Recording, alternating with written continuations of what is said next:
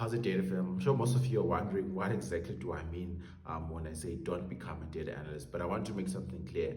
What I mean by that is that don't just be a professional that analyzes data. Be more than that, right? If you're a data analyst, have data engineering skills, have data science skills, and also have data governance skills, which are very important areas in the space of data that essentially I feel like are growing, and there's a high demand, but a lot of people are not really considering it. A lot of people are just thinking about taking data, cleaning it, visualizing it, and then that's it. Now, the problem with that, the problem with the skill of just cleaning data, transforming it, and then visualizing is that everyone can learn it, right? Every professional can learn it. And now companies are really pushing their employees, upskilling their employees in data analysis. So if all that you're bringing to the table is data analysis, you might be in trouble. Now I'm going to give you an example, right?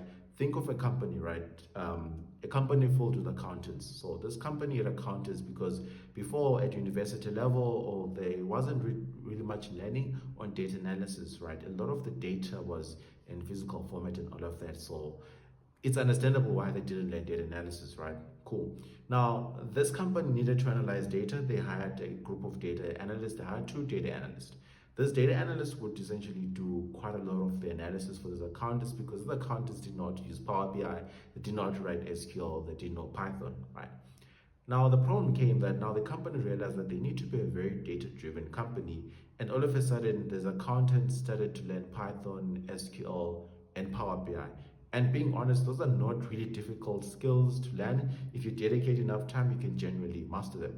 Now, this accountant started to being able to analyze this financial data, create visuals on their own without needing the data analysts. And another problem with data analysts is that when they were brought into this company, they had to understand the finance side of things. They were not traditionally accountants, so they had to sort of think like accountants in order to translate the insights correctly. So there's that barrier of you learning the domain expertise of getting into a particular company.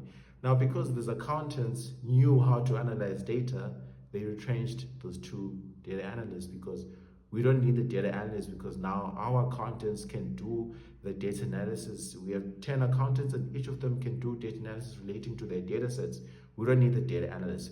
But now we still need data engineers, right? You still need someone who's going to ensure that data flows from all these different systems.